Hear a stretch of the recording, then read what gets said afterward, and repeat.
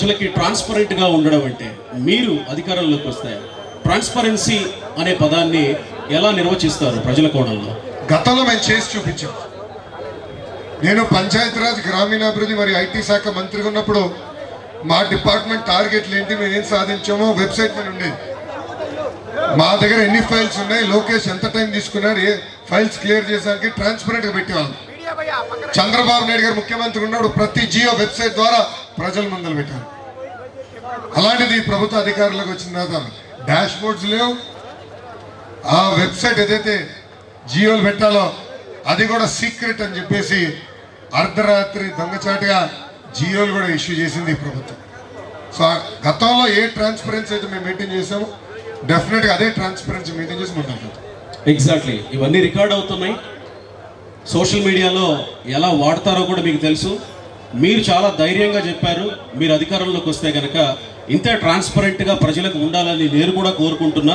సమయంలో జ్యుడిషియరీ కానివ్వండి, దాని తర్వాత మీడియా కానివ్వండి, ప్రజాప్రతినిధులు కానివ్వండి, ప్రభుత్వ అధికారులు కానివ్వండి, అందరిపైన కొన్ని బాధ్యత ఉంది. అధికారంలో ఉన్న ప్రభుత్వం వాళ్ళని ఇబ్బంది పెట్టకూడదు, వాళ్ళని ప్రోత్సహించాలా, వాళ్ళ బాధ్యతలు ఏదైతే వాళ్ళు నెరవేర్చాల్సిందో అది చేయాలి. ఇప్పుడు ఎలా ఉందంటే ఈ ప్రభుత్వంలో ఎవరన్నా గట్టిగా మాడితే వాళ్ళపైన కేసు. మీ లోకేష్ పైన 23 కేసులు పెట్టారండి. అటెంప్ట్ మర్డర్ కేసు ఉంది నా పైన, ఎస్సీ ఎస్టీ కేసు ఉంది, ట్రాక్టర్ ర్యాష్ డ్రైవింగ్ కేసు కూడా ఉంది. ఇట్లా 23 కేసులు పెట్టారు. కారణం ఏంటి? ప్రజల తరపున నేను పోరాడినందుకు, యువత తరపున నేను పోరాడినందుకు అడుగడుగున ఇబ్బంది పెడుతున్నాను. ఇది మంచిది కాదు. శాసనసభలో మా ఎమ్మెల్యేలు పెద్ద ఎత్తున పోరాడితే మా తల్లిని అవమానించారు. నిన్నగాక మొన్న డీప్ ఫేక్ వీడియోలు కూడా విడుదల చేశారు.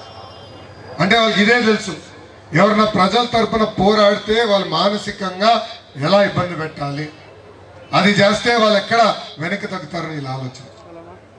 కానీ జగన్మోహన్ రెడ్డి గారికి ఒక విషయం అర్థం అవట్లా, తెలుగుదేశం జనసేన పార్టీ తగ్గేదే లేదు. మేము ఏనాడు వీళ్ళు వదిలిపెట్టాం. గత 4 సంవత్సరాలు 11 నెలలుగా వీళ్ళు చేస్తున్న తప్పులు ప్రజల్లో నిలదీశాం, ఎక్స్పోజ్ చేశాం. ముందు ముందు కూడా చేస్తాం. ఇంక ఉండేది 13 రోజులే. కానీ నేను బలంగా నమ్మేది, ఎప్పుడు లేని విధంగా అద్భుతమైన అభ్యర్థులు తెలుగుదేశం పార్టీ ఇచ్చింది. బాగా చదువుకున్న వాళ్ళు కూడా ఈసారి బరిలో ఉన్నారు. ఇలాంటి వాళ్ళని గెలిపించుకుని మన ఎట్టి పరిస్థితులు శాసనసభకు పంపించాల్సిన బాధ్యత యువత పైనుంది. అప్పుడే ఒక హెల్తీ డెమోక్రసీ అనేది ఏర్పడుతుంది.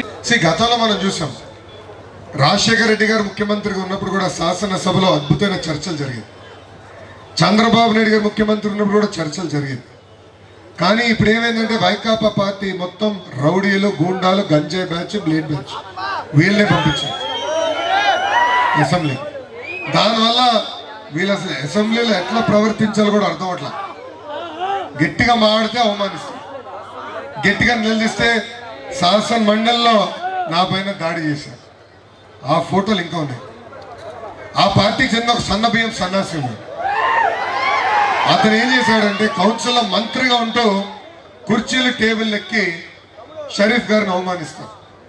ఆ ఫోటో నా దగ్గర ఇప్పుడు కూడా ఉంది.